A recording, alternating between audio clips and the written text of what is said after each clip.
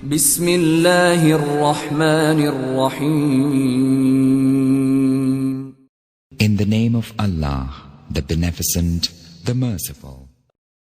Assalamu alaikum wa rahmatullahi ta'ala wa barakatuh. Brothers and sisters, today I have another reaction video. In this reaction video, I am going to be reacting to the sister. Her name is Hannah, and she's going to walk us through about her reversion story and why she chose Islam. And then we will all witness to the end of the video. So please subscribe to the channel, like, comment, and let me know what you think. If you have a video to react to, you're welcome to share below in the comment section. And please subscribe to the channel, like, comment, and all that good stuff will help the channel to grow. And let's get to the video.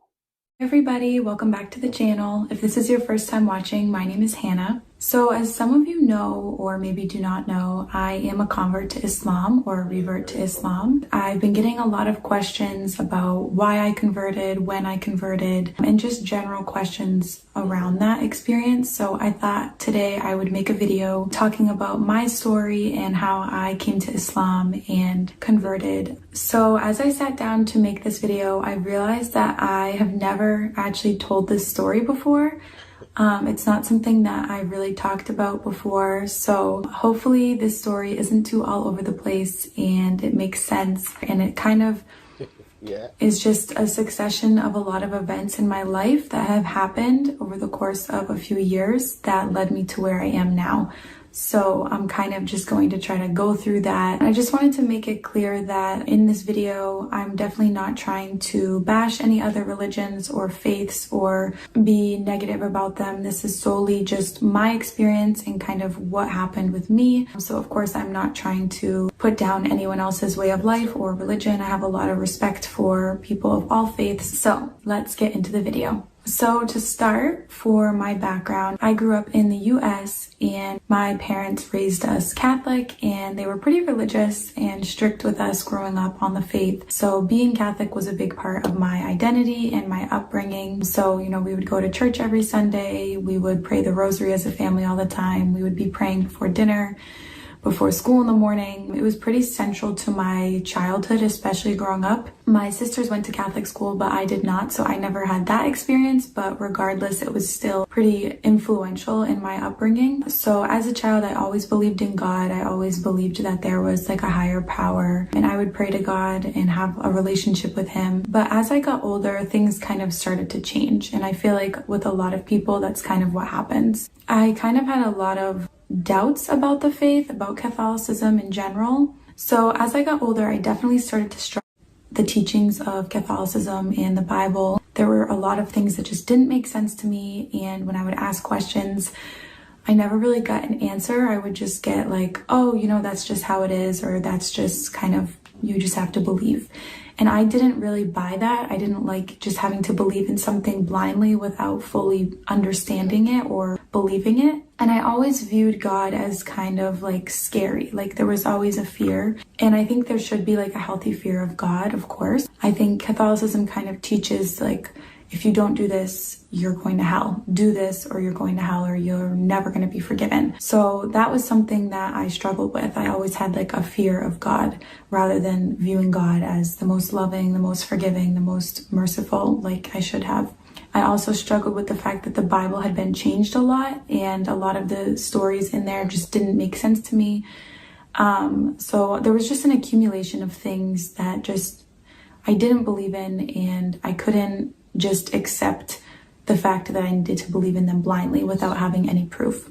And I think living in the US, a lot of people aren't really religious, and religion isn't something that's talked about a lot. So as a child and when I was growing up, religion wasn't something that I really talked about with people outside of church. It wasn't like seen as cool, I guess, to be talking about God or talking about religion or faith. So it wasn't really a central part of my life. As I got older, it became kind of something where I went to church, I prayed on Sundays, and that was it. I didn't bring God throughout every day of the week. I didn't really make him a central part of my life. And as I got older, I kind of stopped wanting to go to church and stopped wanting to participate, just because when you don't have that foundation of belief, it's hard to want to enter into the religion. As I got older, I just felt like I was going to church because of my parents. It wasn't because that I believed in it. It was because that's what my parents believed in. That was what I was raised. So that's kind of what I have to do. That's like the way it is.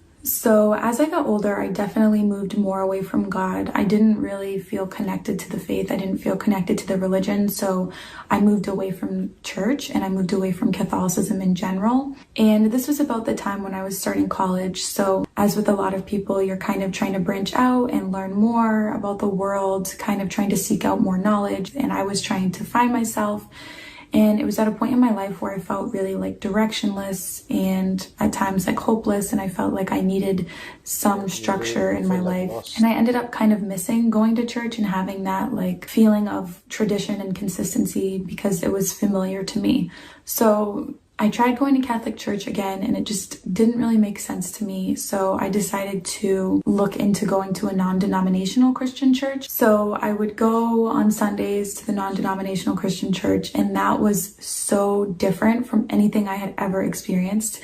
It was like the polar opposite of what Catholicism was. Very different, and I had never really seen outside of what Catholicism was. So it was like a kind of like a shock to me. So like it was a lot of singing and music, and they had like a screen that had the music lyrics, so it felt kind of like karaoke. The pastor would always give really good sermons and you would leave there feeling really good. But I remember always leaving and like feeling like that didn't feel like church to me. It didn't feel like religion, and I felt like I wanted more out of it. So like, yes, I would always feel really good, and like the pastor would always make the sermons really relatable, and I didn't feel that fear of God like I did in Catholicism. But regardless, I didn't really like the experience, and I felt like I missed that tradition and that like structure of Catholicism. So at that point I felt pretty confused because I felt like, okay, well, if Catholicism doesn't make sense to me, non-denominational Christianity doesn't make sense to me, then there's nothing. At that point, the thought of looking into other religions, it wasn't anything I ever thought I could do, and I had never really been exposed to other religions other than Christianity because that's not really taught in public school, and that's not something that I really sought out. And obviously being raised Catholic, you kind of just learn that one way. So I hadn't really been exposed to anything other than Christianity. It was all I knew. So I would never have even thought that I could look outside of Christianity because it was part of who I was. So I kind of became kind of upset and just like kind of resentful at the faith in general, and just thinking like, okay, well, if this doesn't make sense to me, then I guess I am not going to be a religious person. I'm not going to have faith because I don't believe in any of this. And even though I believed in God, I couldn't find that connection. I couldn't find a religion that made sense to me. So that was definitely a difficult period in my life where I felt like kind of directionless and I didn't know kind of what to do. So as I mentioned, at this point I was in college, and this is where me and Hassan met, who is my husband now. So the area that I grew up in and still live in now is pretty majority Christian, and there's a very small minority Muslim population. And Hassan was actually one of the first Muslims that I think I ever met. And it wasn't something that I ever really thought much about. It was just interesting that I had never really met a Muslim or been exposed to what they believed in, just because, like I said, I was kind of ignorant to what other faiths kind of believed because I had never sought out that information. So it even seems like so ignorant to say now, but I didn't even know that Muslims and Christians believed in the same God. Like, that's how much I just didn't know about the religion. So it was interesting as I got to know him more and got to know more about his religion. Like, I had a lot of questions and I was really curious about it, but obviously at that point I had never considered the fact that I could be Muslim. And of course in the media, the way that Muslims are portrayed and the way the Middle East is portrayed, there's just so many stereotypes. So I didn't know other than kind of what the media had told me. So as a few years passed, we were still in college and we decided that we wanted to enter into a relationship. At this point, he kind of explained to me that in Islam and in his culture and religion, that dating isn't really a thing. You don't date, you kind of get the approval of your families, you get engaged, and you get married. So this was kind of scary for me because we were really young. And I had never thought that I would get married at such a young age. To start dating someone that you hardly know, let alone becoming engaged to someone you don't know, is a huge step. So I was like pretty scared at first, and I was like, well, I don't know if that's even something that I can do. Like, it just felt like a big step for me. So I was kind of initially nervous about that. And before that, we had a lot of conversations about God and religion, and I had a lot of questions about Islam, and I had asked him a lot, but he couldn't always answer the questions, at least to the extent that I wanted them answered. But at that point, becoming Muslim, again, wasn't a thought, because I knew that in Islamic tradition, Muslim men are able to marry Christian and Jewish women since they're part of the same Abrahamic tradition. So I never saw myself converting, because I knew that it was permissible for us to be together if we wanted to be and if our families approved. So at that point, again, being Christian and Catholic was part of my upbringing and identity. Even if I didn't resonate with the faith, it was still part of who I was, and I didn't want to change that about myself, especially just to get married. So as time passed, we made the intention to get married after we graduated from college. In the summer after my junior year of college, I actually took a trip to the Middle East in Jordan, and that trip was really influential for me in my life and also in my conversion to Islam. So I was selected to participate in a 2-week international workshop in Amman, Jordan. And there I worked with other American students and Palestinian students. And we were learning about youth civic engagement in both of our regions and kind of how youth participate in the civic communities. I went on that trip not really knowing what to expect. This was my first time going outside of the US other than to Canada, and I was so excited to be kind of immersed in another country, in another culture, and kind of have the opportunity to travel outside of where I've lived my whole life. So I went into the trip super excited to meet new people and to learn new things and kind of just be immersed in another culture for a couple weeks.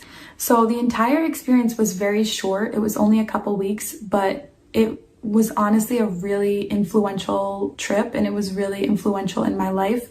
And while I was there, I definitely got exposed to Islam even more. So because it is a Muslim majority country, I kind of got the opportunity to see what Islam is like in the Middle East and meet Muslim people, Muslim women, hear the adhan every day, 5 times a day. Hearing the adhan every day was something that was so beautiful, even though I couldn't understand it because it was in Arabic. It was just so interesting, and you would just get this like sense of serenity come over you when you hear it. And people literally just stop in the street and start praying when they hear it. So it just felt really interesting to go there because, as I mentioned before, growing up in the US, people really aren't religious here, at least outwardly. But going to a Middle Eastern Muslim majority country, it was really interesting to see how people there value religion so much more and are very outward with the expression of their faith. And there's no like fear, there's no embarrassment about that. It's okay to be religious there, whereas in the US, it's kind of looked down upon to be religious, at least outwardly. So while we were there, some of the Muslims wanted to go to Jummah, or Friday prayer, one of the days, and some of the American students wanted to kind of go to see what it was like. So we went to the mosque, and it was my first time ever going to a mosque or even really seeing one. In the US, at least where I live, like I said, there's a very small Muslim population, so we don't have any like traditional style mosques. They're just kind of like in a strip mall or in like the basement of a church. So there's not really like the beautiful traditional architecture mosques that are all over the Middle East. So it was so nice to just be able to go to a mosque like that and just see the beauty of it. And I really didn't know what to expect going in there for the Friday prayer. Even though I couldn't understand anything and it was in Arabic, it was still a really cool and surreal experience for me because it was unlike anything that I had ever done. We actually ended up praying with them too for the salah, or the prayer after the khutbah. And so I just remember like being next to them and trying to copy what they were doing and trying to make sure that I do all the movements correctly.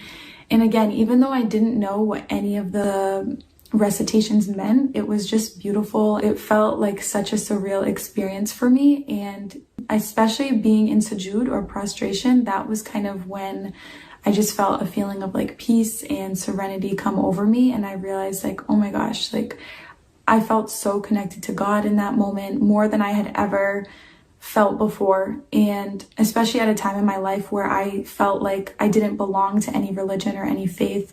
I felt you could get this legitimate online job basically as a side hustle, working about 2 hours a day, and it pays anywhere from $6,000 to $12,000. Just so many advertisements. like a feeling of peace wash over me. I felt like I was doing the right thing. And just the physicality of the prayer was really beautiful to me, and how in Islam in general, you really physically prostrate towards God when you pray. It's unlike anything I had been used to, because as a Christian or a Catholic, I was just kind of used to praying, you know, sitting down or at the dinner table. It didn't really have any physicality to it. So after I got back from Jordan, I got a copy of the Quran and I wanted to read it. But at this point, I was still kind of in denial, even though I had that experience in the mosque and I was able to learn more about the faith directly from people in that country. I was still kind of hesitant, and I was like, no, there's no way I can convert to Islam. Like, I read the Quran almost trying to like prove to myself that I couldn't be Muslim and that this wasn't a faith that I wanted to adhere to. So I read it kind of trying to find something that I didn't agree with or that I didn't believe in. But as I read it, I realized like I had a hard time finding something that I didn't like or that I didn't believe in, which was definitely interesting to me because I really didn't think that I could be Muslim at this point, and it just wasn't even a thought. So I would just read the Quran, try to learn more, and just try to see like the core of the beliefs and from the direct source, because all I had learned before was just kind of word of mouth and in conversations I had with Hassan or with the Muslims in Jordan. So I hadn't really taken the time to sit down with the Quran and read the word of God directly. So that was definitely an interesting experience for me. At the same time, I would be trying to like learn as much as I could online and watch all these like interfaith discussions. And I kept finding like 9 times out of 10, watching those interfaith discussions, I would agree more with the Muslim imam or scholar, more so than I would with like the priest or pastor who was representing Christianity. During this whole process of trying to learn more, I didn't really tell anybody other than Hassan, because religion isn't really something that I talked about with the people in my life. Even my family, like they had known that I had moved away from Christianity, and I wasn't like a religious person, you know what I mean? So it wasn't something that I usually talked about with my family or friends. And Hassan really tried not to interfere with the process of me learning, which I do appreciate, because I feel like he wanted me to learn for myself without kind of him putting his own perspective or cultural tradition or understanding on it. So I kind of got to learn on my own, which was kind of overwhelming at first because there's so much information out there and it's hard to know what is true. But I did feel like I was able to have my own personal experience with learning about the religion rather than kind of learning through someone else. So at this point in my life, even though I wasn't saying that I was Muslim and I still was in denial about the fact that I believed in a lot of the teachings, I was trying to make a lot of transitions in my life. Something that I really liked about Jordan was the fact that everyone dressed really modestly there. And before we went on the trip, we got like an email from the coordinator, and they said like, make sure that you only bring really modest clothes, make sure that you're like completely covered when you go there. And which was obviously fine with me. I really learned the value of modesty and appreciated that the woman there dressed really modestly. And I feel like in the West, or the US or the West in general, like fashion and trends are so like highly regarded, and you're supposed to kind of just wear what everyone else is wearing, even if it's not modest. And I feel like the fashion in the US is just kind of like, how little can you get away with wearing? And it's just like, I was kind of sick of that, especially after seeing what it was like in Jordan and how like beautiful modesty actually was. I was just kind of like, I don't want to like fall in this trap anymore and dress like this anymore. So I kind of started trying to transition my wardrobe to be more modest. And so I was changing the way I was dressing, and like in subtle ways, I was also changing the way I was acting. And at this point also, I was cutting out a lot of people in my life and a lot of people that I was friends with.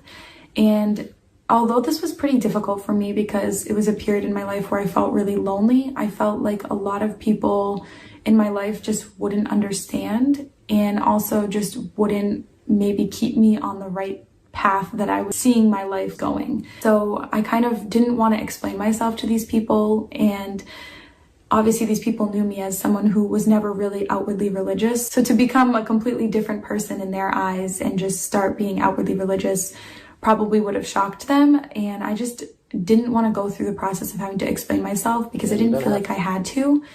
And I also felt like these people might not keep me on the best path towards where I saw my life going. So at this point, I really was cutting out a lot of people and a lot of friends that I had. So as I said, this was a pretty lonely time for me, and it was really confusing for me because I felt like I couldn't tell anybody. I had no one to talk to about it. But I really thought that this was the truth. After I read the Quran, I realized, like, I believe in this. Like, this is kind of what I believe in. And even though I felt at the time like I couldn't convert, I really felt like this was the truth and this was a religion that I could adhere to. So at this point, I was still living with my family, and I was really nervous about them finding out. I wanted to try to pray again, kind of to see if I still felt that like closeness with God as I did when I was praying in Jordan for the Jummah prayer. So I like typed up this little like prayer guide for myself, and like I would be praying like at all crazy hours of the night in the dark and just hoping that my family like wouldn't walk in and see me praying. But I just remember still like being in sujood. The feeling of closeness with God that I experienced was unlike anything I had ever felt before. And growing up, I always believed in God, but I just had kind of like ups and downs with my relationship with him. But the feeling that I felt when I was praying, reading Quran, learning more about the faith, it felt right. It felt like a religion that I wanted to be a part of. I felt so close to God, like I had never felt in my life. So just being able to pray was really impactful for me as well. This was around the same time last year, and Ramadan was coming up. Hassan asked me if I wanted to try fasting, since it was one of the pillars of the faith, and he knew that I was becoming more and more interested in converting. So he said like, okay, why don't you try fasting? And initially I was really nervous, and I was like, okay, like I'll fast, but I'll still drink water. And he was like, okay, well, that's not really fasting then. So eventually I did try fasting, and I didn't do it for the whole month of Ramadan, but I did it for a few weeks. And this was like finally it for me. I was like, okay, like I've read the Quran, I've learned how to pray, I've fasted for Ramadan, like I know all there is to know. I was like, this is it. Like I want to convert. The process of fasting was really impactful for me, and I felt a spiritual connection with God, and I was able to cut out a lot of the bad habits in my life and really just solely focus on God. And I felt like I was really connected with the global Muslim community. After Ramadan, I was like, okay, like I think this is it. Like I want to convert. I want to take my shahada. And honestly, I do wish I did it earlier, because I do feel like I waited a long time, just because of my fear of kind of what other people would think. And that's still something that I feel to this day, but I do wish that I had converted sooner, because I feel like I definitely waited a long time, but I know it is a big life transition, and it was a big change, but I wish I would have converted kind of the moment I realized that this was what I wanted to believe in. So at this point, I knew I needed to tell my parents before I took my shahada, because obviously I was living with them and this was a big part of my life, and having their kind of approval did mean a lot to me. So I did kind of tell them and explain to them like my reasoning, and kind of explained like, okay, like I've done a lot of research, like I know what it's about. And honestly, alhamdulillah, they were very understanding. They did have a lot of questions for me, and they wanted to make sure that it wasn't like pressure from Hassan or anything like that that was leading me to convert. And I kind of just assured them that no, this was my own decision that I came to on my own. And alhamdulillah, they were very supportive, and that honestly is something I'm so grateful for, because I know a lot of Muslim reverts or converts don't have that family support, and I know that can be really, really hard. So that is something that meant a lot to me in my process. It was kind of like a sigh of relief, like a weight off my shoulders to know like, okay, even though I don't have like support from my friends or extended family, like I have it from my parents, and that's kind of what mattered to me. So at this point, I was kind of trying to find a masjid to do my shahada at, and I was really nervous because I didn't want to do it in front of a group of people. And I know like a lot of masjids really want to kind of not like put new converts like on display, but they really are like proud and really want them to do it like in front of everybody after like a Jummah prayer. And that was not what I wanted at all. I wanted to do something like really private and just like have me and the imam and maybe a few other people, because I'm like really shy and I didn't really feel secure yet in converting. So be in front of that many people just felt really like intimidating.